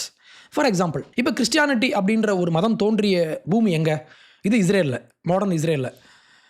இஸ்லாம் அரேபியாவில் தோன்றுச்சு. ஆனால் கிறிஸ்டியானிட்டி ரோம மதமாக மாறி போயிடுச்சு. கான்ஸ்டன்டைன் அப்படின்ற ஒரு பேரரசர், இவர் கிறிஸ்தவத்தை ஏற்றுக்கொண்ட பிறகு ரோமன் இனம் அப்படின்றது வேற இனம். ஆனால் கிறிஸ்டியானிட்டி தோன்றியது மிடில் ஈஸ்டில் உள்ள அந்த ஜூயிஷ் ட்ரைபுக்குள்ளே. இப்போ இந்த மதம் ரோமன் எம்பையருக்குள்ளே போனதுக்கப்புறம் இது ரோமர்களுக்கான மதமாக மாறி போயிடுச்சு. இதே மாதிரி இஸ்லாம், பர்ஷியன்ஸ். ஓகே, இப்போ ஈரானில் உள்ளவங்களாம் யார்? அவங்களாம் அராபா? இவங்களாம் பர்ஷியன்ஸ். ஈரானில் உள்ள அத்தனை பேர் பர்ஷியன்ஸ். ஆனால் இன்னைக்கு இஸ்லாம் ஈரானுக்குள்ளே போனதுனால இது இன்னைக்கு பர்ஷியனுடைய மதமாக மாறிடுச்சு. இன்னைக்கு பர்ஷியன்ஸ் அத்தனை பேருமே இஸ்லாமியராக தங்களை அடையாளப்படுத்துகிறாங்க. அதே மாதிரி ஜாப்பனீஸ் கல்ச்சர்லாம் வேற. ஜாப்பனீஸ் கல்ச்சர்லாம் ஒரு வித்தியாசமான கலாச்சாரம், இவங்களுடைய அடையாளம்லாம் வேற. ஆனால் இன்னைக்கு புத்திசம் அப்படின்றது தான் ஜப்பான் மக்களுடைய சென்ட்ரல் வாழ்க்கையாக இன்னைக்கு மாறிடுச்சு. அப்போ ரோமன்ஸ் எடுத்துக்கோங்க, ஜாப்பனீஸ் எடுத்துக்கோங்க, பர்ஷியன்ஸ் எடுத்துக்கோங்க, இந்த 3 பேருக்குமே இவங்க இன்னைக்கு ஃபாலோ பண்ணுற இந்த 3 மதமும் இவங்களுடைய மதமே கிடையாது. அப்போ ஒரு குறிப்பிட்ட இனக்குழு தங்களுக்கு சம்பந்தமே இல்லாத ஒரு மதத்தையும் இவங்களுடைய மெயின் அடையாளமாக மாற்றிக்கொள்ள முடியும். சரியான நேரம் கிடைக்கும் போது, சரியான கால சூழ்நிலை இல்லை மதம் அங்கே பரவும் போது அதை எப்படி இவங்க ரிசீவ் பண்ணுறாங்க அப்படின்றத பொறுத்து இந்த மதம் ஒரு டிஃப்ரெண்ட்டான ஒரு இனத்தினுடைய முழு அடையாளமாக மாற முடியும். அதே மாதிரி தான் நான் எப்படி பார்க்குறேன்னா, முருகர் அப்படின்ற இந்த ஒரு வழிபாடும் நம்ம ஊரில் மேபி அது வெளியே இருந்து கூட வந்திருக்கலாம். ஆனால் இன்னைக்கு தமிழ் அப்படின்ற ஒரு மொழி, ஒரு இனம், ஒரு பண்பாட்டு கூறுகளோடு முருக வழிபாடு அப்படின்ற இந்த ஒரு லேயர் அதிகமாக ஈடுபட்டு இவங்க 2 பேரும் சேர்ந்து இன்னைக்கு தமிழையும் முருக வழிபாட்டையும் நம்ம பிரிக்க முடியாது. இந்த ஒரு நுவான்ஸ்டான விஷயத்தை நம்ம முதல்ல புரிஞ்சுக்கணும். அப்போ ஃபர்ஸ்ட் பாயிண்ட் என்ன அப்படின்னா, கடவுள் என்கிற ஒருவர் இல்லை கடவுள் என்கிற ஒரு கான்செப்டை நம்ம யாரோ ஒருத்தர் தனியாக யோசிச்சு வாங்க நம்மலாம் ஒரு காடை உருவாக்குவோம் அப்படின்னு சொல்லி யாரும் உருவாக்குறது இல்லை. அப்போ கடவுள் அப்படின்றவர் எப்படின்னா, இது அக்குமுலேட் ஆகிற ஒரு கான்செப்ட். ஒரு கான்செப்ட் இருக்கும், அந்த கான்செப்ட்குள்ள நிறைய கான்செப்ட்ஸ் வந்து உள்ள ஆட் ஆவாங்க. அப்போ இங்கே இருக்கிற இந்த மைய கோர் இருக்கு இல்லையா, இந்த கோர் இப்போ என்ன பண்ணும் அப்படின்னா, வெளியே இருந்து வர்றதெல்லாம் இது அப்சார்ப் பண்ணும். அந்த கதைகளை, அந்த சிம்பிள்ஸை, அந்த லாங்குவேஜஸ், அந்த வழிபாட்டு முறைகளெல்லாம் இந்த மையமான கூறு ஈர்க்குமா? இவங்க வந்து இப்படி சேரும்போது இந்த லேயர் வந்து ஆட் ஆகிட்டே இருக்கும். அப்போ என்ன ஆகும்னா, லோக்கல் ட்ரெடிஷனும் உள்ளே வந்து சேருவாங்க. நான் உங்களுக்கு இன்னொரு எக்ஸாம்பிள் சொல்லட்டுமா? தமிழ்நாட்டில் உள்ள வேளாங்கண்ணி மாதா ஆலயத்தில் மக்கள்லாம் போய் மொட்டை போடுவாங்களா? ஆனால் இந்த மொட்டை போடுற கான்செப்ட்டு இது கிறிஸ்டியானிட்டியில் எங்கேயுமே கிடையாது. பைபிள்லையோ இல்லை ஜீசஸ் கிரைஸ்டோ போய் மொட்டை போடுங்க, கோயிலில் போய் மொட்டை போடுங்கன்னு எங்கேயுமே சொல்லலை. ஆனால் கிறிஸ்தவம் தமிழ்நாட்டுக்கு வரும்போது தமிழ்நாட்டு மக்கள் இங்கு பின்பற்றி கொண்டிருந்த அந்த மொட்டை போடுற பழக்கத்தை இவங்க ஏற்றுக்கிறாங்க. அப்போது ஒரு மதம் வெளியே இருந்து உள்ளே வருது, இங்கே ஒரு எக்ஸிஸ்டிங் ப்ராசஸ் இருக்குது. இந்த எக்ஸிஸ்டிங் ப்ராசஸ் இது கூட சேரும்போது கண்டிப்பாக இதனோட இன்ஃப்ளூயன்ஸ் இது மேலே இருக்கும். அதே மாதிரி இதனுடைய இன்ஃப்ளூயன்ஸும் இது மேலே இருக்கும். இவங்க 2 பேரும் கொடுக்கல் வாங்கல் தான். இந்த ஒரு அடிப்படை உண்மையை நம்ம புரிஞ்சுக்கணும். அப்போ மதம் எப்படி க்ரோ ஆகும்னா, ஒரே ஒரு நாள் எல்லாரும் சேர்ந்து வாங்க எல்லாம் நம்ம வந்து லார்ட் முருகாவை வணங்குவோன்னு சொல்ல மாட்டாங்க. லார்ட் முருகான்றது ஒரு வழக்கமாக இருந்தாலும் வெளியே இருந்து வந்திருக்கலாம், இல்லை இங்கேருந்து முருக வழிபாடு வெளியே போயிருக்கலாம். அப்போ ஒவ்வொரு கலாச்சாரமும் க்ரோ ஆகிட்டே இருக்கும். வெளியே இருந்து வாங்குவாங்க, அவங்க அங்கேருந்து இங்கே வருவாங்க. இப்படி ஆயிரக்கணக்கான ஆண்டுகளாக இங்கே ஒரு கலாச்சார இணைப்பு நடக்கும்போது, கலாச்சார ஓவர்லாப்ஸ் நடக்கும்போது கண்டிப்பாக ஒரு மதம் ஒரு மதமாக இருக்காது. இது எல்லா மதத்துக்கும் பொருந்தும். இஸ்லாம் எடுத்துக்கோங்க, இஸ்லாம் அன்னைக்கு இருந்த மாதிரி இன்னைக்கு இல்லை. அதே மாதிரி கிறிஸ்தவம் அதில் நிறையா லேயர்ஸ்லாம் இன்றைக்கி ஆட் பண்ணப்பட்டிருக்கு. அதுக்கு நான் ஒரு எக்ஸாம்பிள் சொல்லட்டுமா? நீங்கள் இப்போ பைபிள் படிச்சீங்கன்னா பைபிளில் மெயின் கேரக்டர்ஸ்லாம் யார்? 2 பேர். காட் ஒரு பக்கம், சேட்டன் டெவில் இவன் ஒரு பக்கம். கடவுளுக்கும் சாத்தானுக்குமான ஒரு சண்டை தான் இது கிறிஸ்தவத்தினுடைய சென்ட்ரல் தீம். ஒரு நல்லவர் ஒரு கெட்டவர், இந்த நல்லவருக்கும் கெட்டவருக்குமான சண்டை தான் பைபிளுடைய சென்ட்ரல் தீம். இந்த சென்ட்ரல் கான்ஃப்ளிக்ட் இருக்கு இல்லையா, இந்த கான்ஃப்ளிக்ட் எங்கே ஆரம்பிக்குதுன்னு நீங்கள் நினைக்கிறீங்க? இந்த கான்ஃப்ளிக்ட்டுக்கான மெயின் வில்லன் யாரு? சாத்தான். ஆனால் இந்த சாத்தான் என்கிற ஒரு கேரக்டரே பைபிளில் பல நூற்றாண்டுகளுக்கு பிறகு தான் இந்த கேரக்டரே உள்ள இன்ட்ரோ ஆகுது. அதுக்கு ஒரு பெஸ்ட் எக்ஸாம்பிள் என்னன்னா, நீங்கள் படிச்சிருப்பீங்கல்ல, ஆதாம் இருப்பார், ஏவாள் இருப்பாங்க. இவங்க 2 பேரும் ஈடன் கார்டனில் வாழ்ந்துட்டு இருப்பாங்க. அப்போ ஒரு பாம்பு ஒன்று வரும், ஒரு பழத்தை சாப்பிட சொல்லும், பழத்தை சாப்பிடுவாங்க. அதுக்கப்புறம் இவங்களுடைய கண்ணு திறக்கப்படும், இவங்க அங்கேருந்து விரட்டப்படுவாங்க. இந்த ஸ்டோரிக்குள்ளே இவங்க பாம்புன்ற ஒரு கேரக்டரை வச்சுருக்காங்களா? ஆனால் பைபிள் எழுதப்பட்ட அந்த காலத்தில் ஜெனிசிஸ் அப்படின்ற இந்த முதல் புத்தகம், பைபிள்ன்றது ஒரு 66 புத்தகங்கள்லாம் தொகுக்கப்பட்ட ஒரு கலெக்ஷன். இத்தனை புத்தகங்கள்லாம் பல நூற்றாண்டுகள் கேப்பில் எழுதப்பட்டு வித்தியாசமான கல்ச்சரில் வித்தியாசமான மொழி பேசுகிற வித்தியாசமான கலாச்சார அடையாளம் கொண்ட மக்களெல்லாம் டிஃப்ரெண்டான ஆட்கள் இணைந்து டிஃப்ரெண்ட்டாக எழுதி டிஃப்ரெண்ட்டாக கலெக்ட் பண்ணி மொத்தமாக ஷேப் பண்ண ஒரு புத்தகம் தான் பைபிள். அதில் எழுதப்பட்ட முதல் புத்தகமான ஜெனிசிஸில் இது எழுதப்பட்ட காலம் பலாயிரம் ஆண்டுகளுக்கு முன்னால். ஓகே, நியர்லி 3000 இயர்ஸ் முன்னால் அப்படி வச்சுக்கலாம். அப்போ கிறிஸ்து பறக்கிறதுக்கு 1000 இயர்ஸ்க்கு முன்னால். ஓகே, அப்போது இவர் இதை எழுதும்போது இந்த பாம்புன்ற கேரக்டரை இவர் வெறும் பாம்பாக தான் காமிச்சிருப்பாங்க. ஈடன் கார்டனில் உள்ள கடவுளால் படைக்கப்பட்ட ஒரு பாம்பு, ஒரு நார்மலான ஃபிசிக்கலான பயாலஜிக்கல் ஸ்னேக். ஆனால் அடுத்து ஒரு 1000 ஆண்டுகளுக்கு பிறகு, அடுத்து 1000 வருஷத்துக்கு அப்புறம், ஜீசஸ் கிரைஸ்டனுடைய காலத்துக்கு அப்புறம், இயேசு கிறிஸ்து இறந்து முடிச்சுட்டு இவருடைய ஃபாலோவர்ஸ் வந்து பைபிளை எழுதும்போது, நியூ டெஸ்டமென்ட் அப்படின்னு சொல்லப்படுற செகண்ட் பார்ட்டை வந்து எழுதும்போது இந்த பாம்பு இப்போ எப்படி மாற்றப்பட்டுருச்சு அப்படின்னா படிக்கலாமா? And a great dragon was thrown down, that ancient serpent, serpentனா பாம்பு, who is called the devil and Satan. பாம்பு என்று அன்று அறியப்பட்ட ஏன்ஷியன் சர்பென்ட், ஆதி காலத்தில் பாம்பாக அறியப்பட்ட அந்த பாம்பு இன்னைக்கு டெவிலாகவும் சாத்தானாகவும் இங்கே அடையாளப்படுத்தப்படுது. The deceiver of the whole world, he was thrown down to the earth and his angels were thrown down with him. அப்போ என்ன அர்த்தம்? பழைய ஏற்பாட்டில் ஓல்ட் டெஸ்டமென்ட் பைபிளில் ஒரே ஒரு இடத்துல கூட இந்த பாம்பை இவங்க சாத்தான் சொல்லி அடையாளப்படுத்தியிருக்க மாட்டாங்க. ஆனால் இங்கே இது எப்படி பாம்பாக மாறிச்சு அப்படின்னா, இந்த 1000 வருஷம் கேப்பில் சாத்தான் அப்படின்ற ஒரு கேரக்டரை மக்கள் டெவலப் பண்ணுறாங்க. இப்போ வந்து சாத்தான்ன்ற ஒரு கேரக்டர் இல்லை. ஓகே, அந்த காலத்தில் இல்லை. ஆனால் அந்த மதம் க்ரோ ஆகும்போது, அந்த மதம் வளரும்போது 1000 வருஷத்தில் அந்த இஸ்ரேல்ன்ற ஒரு நாட்டுக்குள்ள நிறைய கல்ச்சுரல் விஷயங்கள்லாம் உள்ள ஆட் ஆகிருக்கும். வெளியே உள்ள மதங்கள்லாம் உள்ளே வந்திருப்பாங்க, இவங்க வெளியே போயிருப்பாங்க. அப்போ இந்த மதங்கள்லாம் எக்ஸ்சேஞ்ச் ஆகும்போது இந்த மதத்துக்குள்ள, ஜூயிஷ் மதத்துக்குள்ள சாத்தான்ன்ற ஒரு கேரக்டருங்க இன்ட்ரோ ஆகுறாரு. அப்போ இந்த இன்ட்ரோடக்ஷன் எங்கே போய் நிற்கும் அப்படின்னா, கடைசியாக பேரடைஸ் லாஸ்ட் அப்படின்னு சொல்லப்படுற ஆங்கில இலக்கியத்தினுடைய உச்சம், ஜான் மில்டன் எழுதின ஒரு முக்கியமான ஒரு காவியம். அந்த காவியத்தில் மெயின் வில்லன் யாருன்னா இந்த பாம்பு. இதுலேயே ஒரு பாம்பை காமிச்சிருப்பாரு. ஆனால் இந்த பாம்பு யாருன்னா சாத்தானாக இங்கு உருவகப்படுத்தப்படும். ஆனால் ஒரிஜினலாக அங்கே எழுதப்பட்ட போது ஜெனிசிஸில் இது பாம்பாக தான் அடையாளப்படுத்தப்பட்டிருக்கு. வெறுமனே ஒரு ஃபிசிக்கலி பயாலஜிக்கல் பாம்பு. இந்த பாம்புக்கு ஒரு ஸ்பிரிச்சுவல் மீனிங்லாம் கொடுத்து சாத்தான் அப்படின்றவன் தான் பாம்பு மாதிரி வேஷம் போட்டு ஏவாள் கிட்ட போயிட்டு இந்த பழத்தை சாப்பிடுன்னு சொன்னான்னு இங்கே இருக்காது. ஆனால் 1000 ஆண்டுகளுக்கு பிறகு இது இங்கே உருவகப்படுத்தப்படும் போது இது சாத்தானாக தான் உருவகப்படுத்தப்படும். இதுதான் க்ரோத். ஒரு மதம்ன்றது இப்படி தான் வளர்ந்துக்கிட்டே இருக்கும். சேம் சிம்பிள் தான், சேம் பாம்பு தான். ஆனால் அதை உருவகப்படுத்துகிற விதம்ன்றது மாறும். இவங்க எப்படி இதை புரிஞ்சுக்கிறாங்க, இதை எப்படி இவங்க இன்டர்பிரட் பண்ணுறாங்கன்றது மாற்றம் அடையும். இந்த மாற்றத்தை நம்ம புரிஞ்சிக்காம, இல்லைங்க அன்னைக்கு இருந்தது அப்படியே இன்றைக்கும் இருக்கும் நம்ம நினச்சோன்னா இது எந்த ரிலீஜனுக்கும் பொருந்தாது. எங்கேயுமே இப்படி இல்லை. நான் உங்களுக்கு இன்னொரு எக்ஸாம்பிள் சொல்லணுன்னா, இதே பைபிளில் ஒரு இடத்துல நீங்கள் கிங் டேவிட் நீங்கள் கேள்விப்பட்டிருப்பீங்க. அந்த டேவிட் அண்ட் கோலியாத், அவர் அந்த கிங் இருக்கார் இல்லையா, இவர் இப்போ கிங்காக மாறிடுவார். கிங்காக மாறினதுக்கப்புறம் இவருக்கு ஒரு ஆசை ஒன்று வரும். ஆனால் ஏன்ஷியன்ட் டைமில் இவங்க எப்படி பண்ணாங்கன்னா, கடவுள் தான் இஸ்ரேல் மக்களை வந்து ரூல் பண்ணுற மாதிரி ஒரு கிங் இருப்பார். ஆனால் கிங் என்ன பண்ணுவார்னா, இவர் செய்கிற அத்தனையுமே கடவுள்கிட்ட கேட்டு தான் பண்ணுவார். ஓகே, அப்போது கிங் டேவிட் இப்போ என்ன பண்ணுறாரு, என்னுடைய மக்கள் தொகை எவ்வளவு அப்படின்னு ஒரு சென்சஸ் ஒன்று எடுக்கலான்னு சொல்லி இவர் முடிவு பண்ணுவார். மக்கள் தொகை கணக்கெடுப்பு. இது 2 சாமுவேல் அப்படின்ற ஒரு புத்தகத்தில் எழுதப்பட்டிருக்கும். அந்த புத்தகத்தில் நீங்கள் படிச்சீங்கன்னா, again the anger of the Lord was kindled against Israel and he incited. யார் இன்சைட்டட்?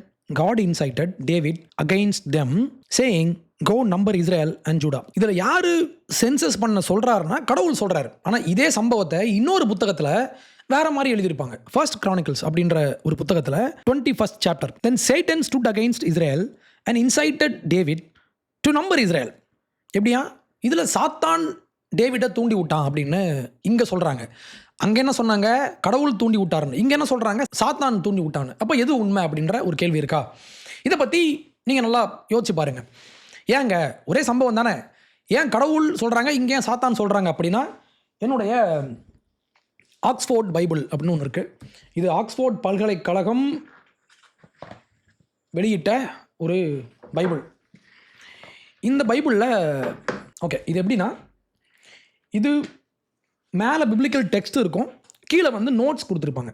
இது வந்து ஆக்ஸ்ஃபோர்ட் பல்கலைக்கழகம் வெளியிட்ட ஒரு பைபிள் எடிஷன். இது எனக்கு பர்சனலாக ரொம்ப பிடிச்ச என்னுடைய பைபிள். லெதரில் பண்ணியிருப்பாங்க, கோட் லெதரில் பண்ணியிருப்பாங்க, ரொம்ப அழகாக இருக்கும். இந்த பைபிளில் ஒரு நோட்ஸ் ஒன்று இருக்குது, படிக்கலாமா? ஃபர்ஸ்ட் கிரானிக்கல் 21, ஓகே, கீழே வந்து நோட்ஸ். இதில் பாருங்கள், during the more than 500 years since the writing of the earlier account which is நம்ம படித்த 2 Samuel, a considerable theological change had taken place.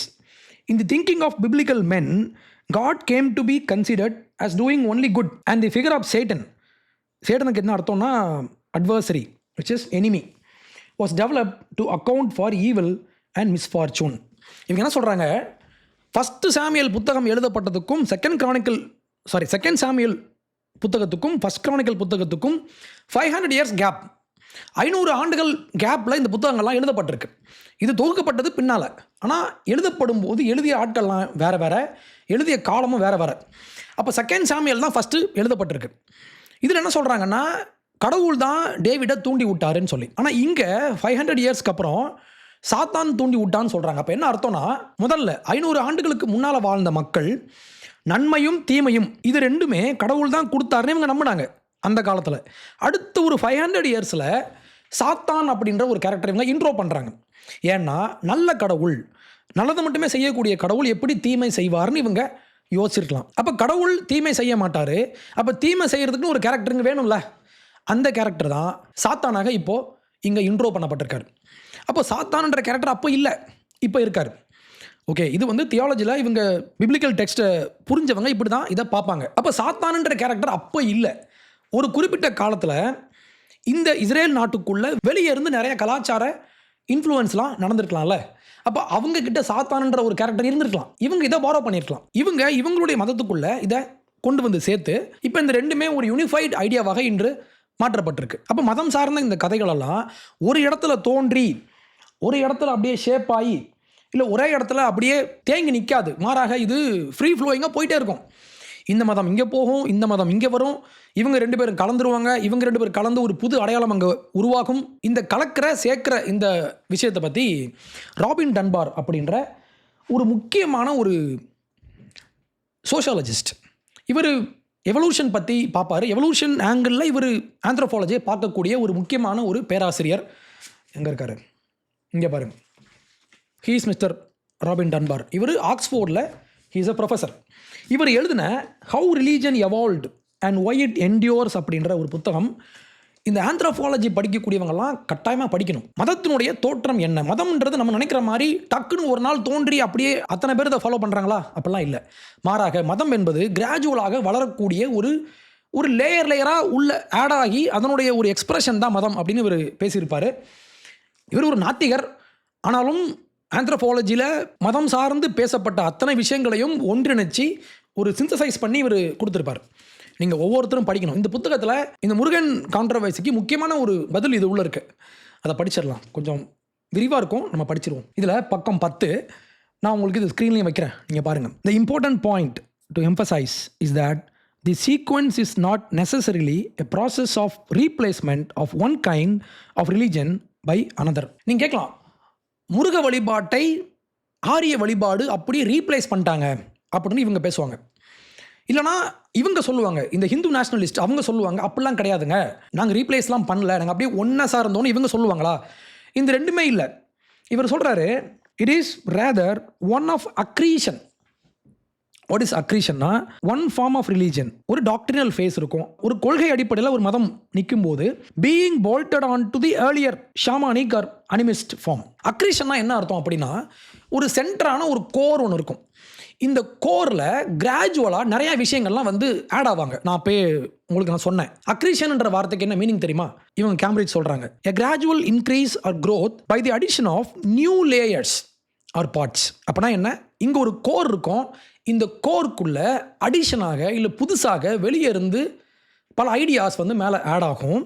Add ஆகி லேயராக இவங்கெல்லாம் மேலே வந்து உட்காருவாங்க. அப்போ இந்த ரெண்டும் சேரும்போது ஒரு காலத்துக்கு அப்புறம் இந்த ரெண்டுமே நம்மளால் பிரிக்க முடியாதவாறு ஒன்று சேர்ந்துடும். இதுக்கு என்ன எவிடன்ஸ் அப்படின்னா, இவர் சொல்கிறார் பாருங்க, இவர் கிறிஸ்டியானிட்டியை ஒரு எக்ஸாம்பிளாக சொல்கிறார். Evidence for this is present in many of the great feast that form so central a part of modern Christianity. இன்று கிறிஸ்தவத்தில் பின்பற்றப்படுற நிறையா ஃபெஸ்டிவல்ஸ் எல்லாம், நிறைய விழாக்கள் எல்லாம் எங்கிருந்து வந்துச்சு அப்படின்னா, the word Easter as used in the Roman tradition, for example, derives from the Old English Eoster, the month dedicated to the Germanic goddess of that name. ஜெர்மானிய பெண் கடவுளான யோஸ்டர் அப்படின்ற ஒரு பெண்ணுடைய பெயர் தான் ஈஸ்டராக இன்று மாற்றப்பட்டிருக்கு.